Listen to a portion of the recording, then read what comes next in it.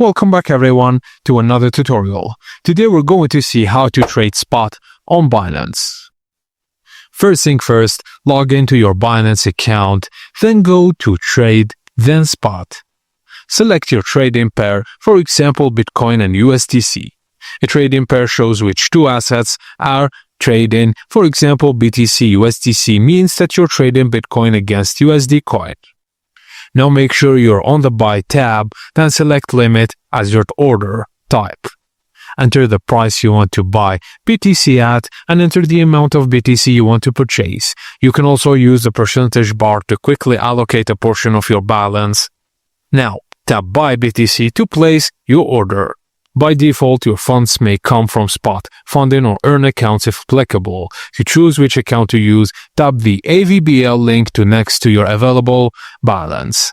After placing the order, you can see it under Open Orders. Once the market price matches your chosen limit price, the order will execute and BTC will be credited to your spot wallet. Just note that the default order type is limit, and if you want to buy instantly at the current market price, select Market instead of Limit. And that's it guys, as simple as that. Thank you for watching, and please don't forget to like and subscribe for more.